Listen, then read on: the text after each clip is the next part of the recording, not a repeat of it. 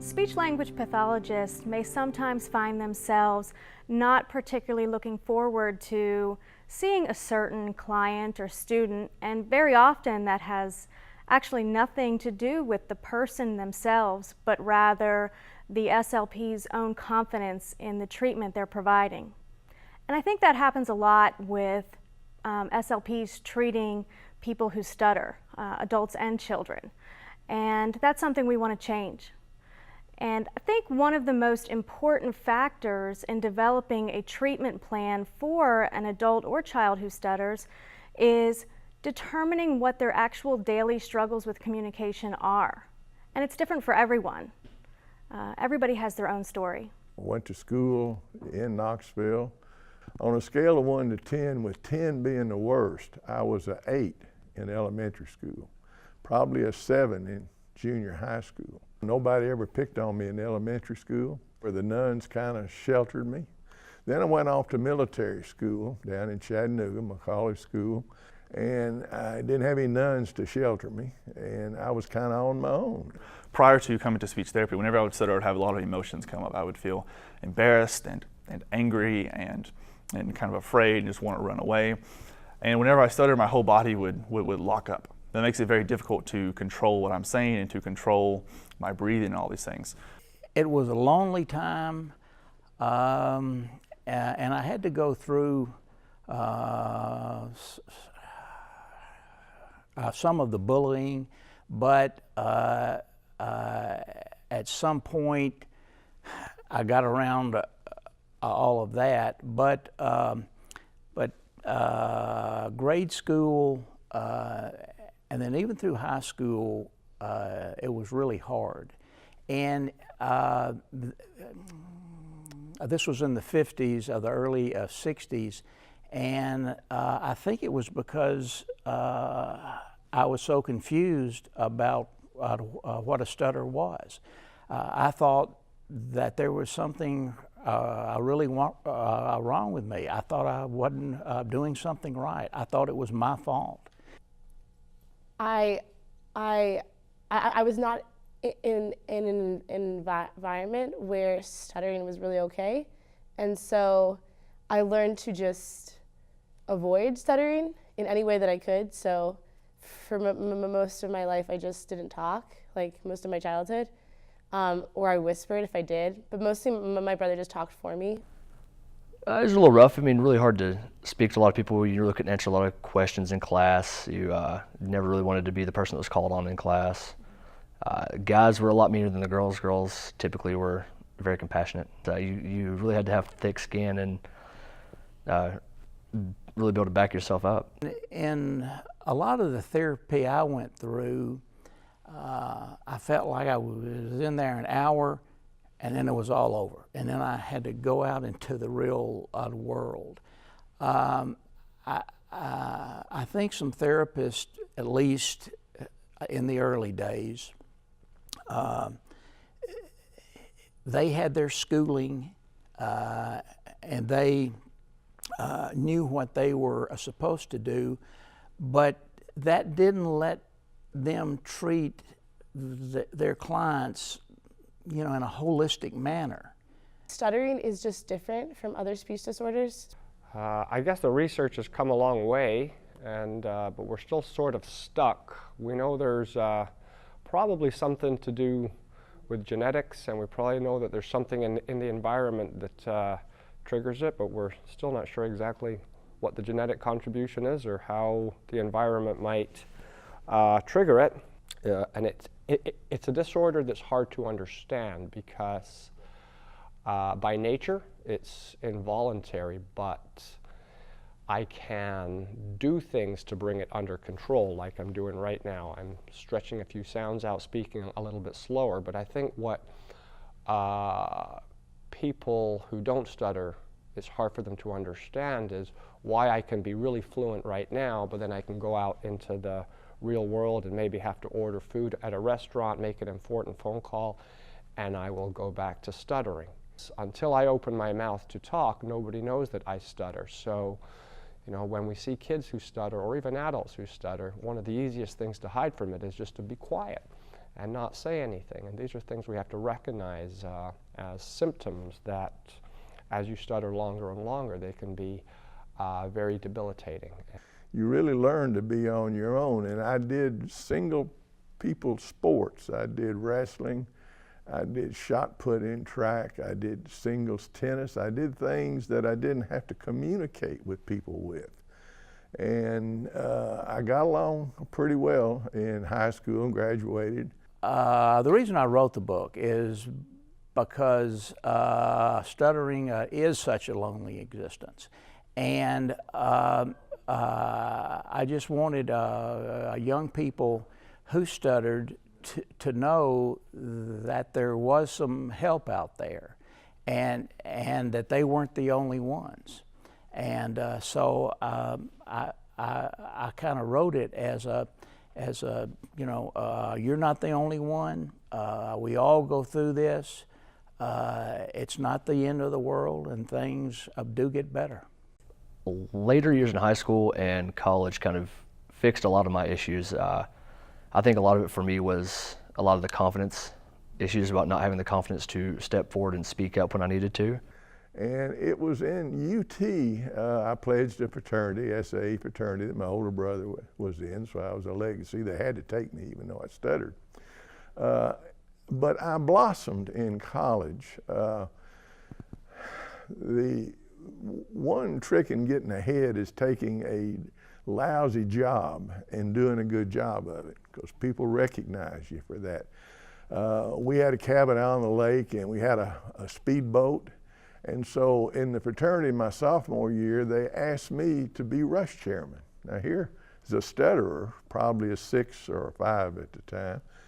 They wanted to be the face of the fraternity to potential new pledges. Well, I worked hard all that summer. I drove the speedboat because I didn't have to talk to anybody. My cousin got the pledges, the recruits for pledging to come in.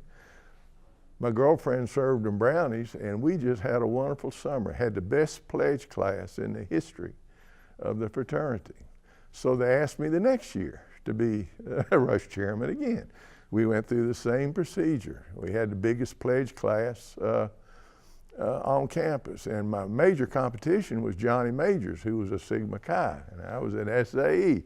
And Johnny was recruiting for all the football players, and he was very good, Heisman Trophy candidate and all, but we still had the best pledge classes. So to follow up on all that, I was elected president of the fraternity. I had pledged so many guys, and they liked me, and I taught them all how to water ski, that they just, they elected me president. So I had to preside as a stutterer at our fraternity meetings.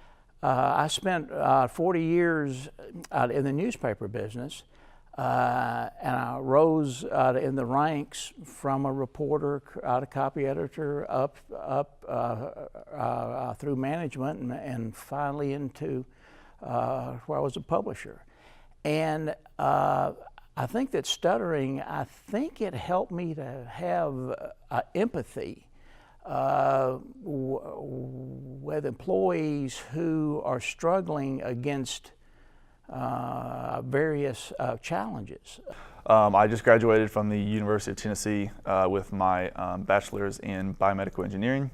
I'm currently working at the University of Tennessee Medical Center in a research lab there, and I am currently almost finished applying to PhD programs. So I have a brother who also stutters, and his stutter has always been a little more severe than mine. In his last year of college, he decided to go to speech therapy, And probably about 2 years later, I started to notice a big change in him. He was much more confident whenever he was talking to people. He would make more jokes and friendly interactions. He had a lot more confidence ordering food at restaurants and those things. So that first, just seeing that big change in him made me realize that maybe therapy was a good thing. I initially decided to be a speech pathologist because I didn't get a lot of therapy growing up. But as I got older, I got therapy as an adult. I realized how much like it changed my life to work with someone who I could just talk to about stuttering, who understood stuttering and could help me. And so I really was just motivated to be that person for someone else, especially a kid. Yeah, so that's kind of how I got into it. So coming to speech therapy has really just been great all around, just to help me, again, come to terms that I am a person who stutters and become more confident in myself when I'm giving speeches, having to do anything in class, interviews, all those things. So making myself do things I didn't necessarily want to do. I was the president of FBLA, did not necessarily want to do that, had to give a speech to the school, those things, but I put myself in that position to make sure if we were doing a group project, making sure that I volunteered to be one of the key speakers, making myself build the confidence that I needed to move forward. I knew that if I didn't do that, then when I went to job interviews, I wasn't going to be able to get the jobs that I wanted. When I went to do anything, I was going to have a much more difficult time. The confidence of being elected helped me so much.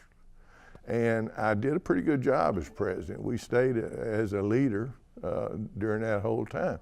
When I graduated from college, I went into banking business. My family has been a banker, and my father stuttered, and he was a banker, very successful banker.